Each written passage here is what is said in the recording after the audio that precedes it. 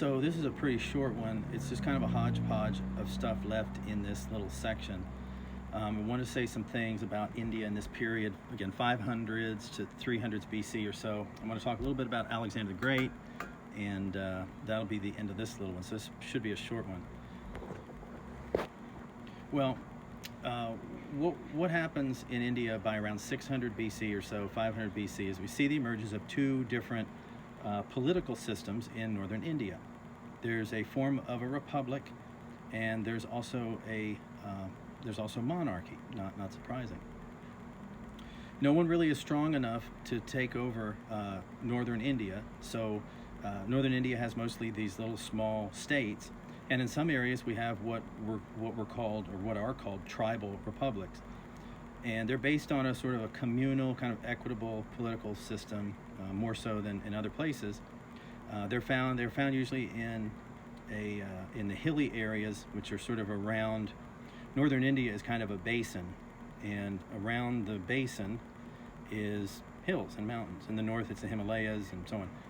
But those tribal republics are found usually in the hilly areas. The caste divisions are a little bit weaker also, because it's a sort of more communal state. And in other parts of northern India, we see several kingdoms appeared, and so they tend to be, a little more rigid in the caste system, and because that helps perpetuate the power of people that are in power. But there were kings from all different castes. Well, in the 320s BC, Alexander the Great led his army into the Punjab in northern India. He got there in 327 BC. He was there for 2 years. And his impact really was pretty limited in a lot of ways. There's no mention of Alexander in any contemporary Indian source. And as he led his army further into the Punjab, his troops finally demanded that he turn back and head for home. So the army turns down the Indus River, and they leave India through the southwest. There was a lot of fighting and a lot of vengeance on these sort of pesky local tribes. It's not an area with really much sort of power base or anything. And when he left, Alexander left these Greek governors to govern this part of his empire. Since he died so quickly, his governors don't really stick around very long. They return west.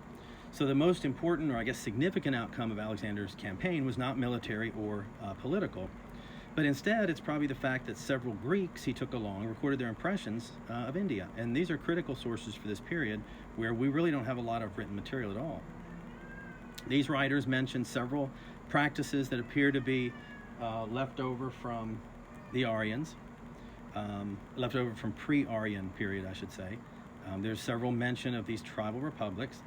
And then you have this weird combination of verifiable facts and then these very, very weird fantasies, such as the discussion of these people that were 10 feet long, 6 feet wide, that had no nostrils.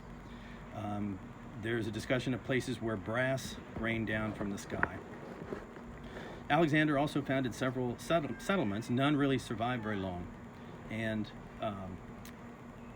I think one of the biggest impacts also is that his conquests helped keep those trade routes open, because the trade routes that stretch across Asia sort of diverge and go through northern India. Greek citizens settled in northern India, and they probably kept those trade routes open as well.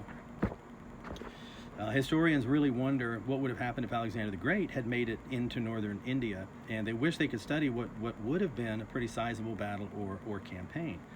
Now remember that northern India is not an area with a lot of power bases. Honestly, there's a lot of rivalry. It's very, very difficult to imagine those republics or the monarchies, or both, uniting in any way against an invader, because that doesn't happen. I mean, it almost never happens in Indian history, so it's not going to start here.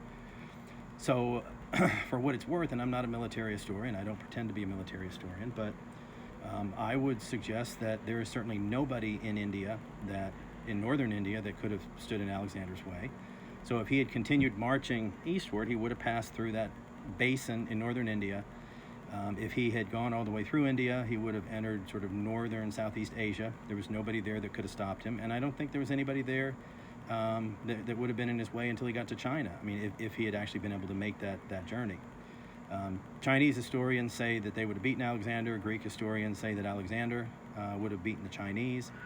I would say probably that Alexander would have won, but who's know? That's a big what if, and military historians like those. And they get irritated when they didn't actually happen.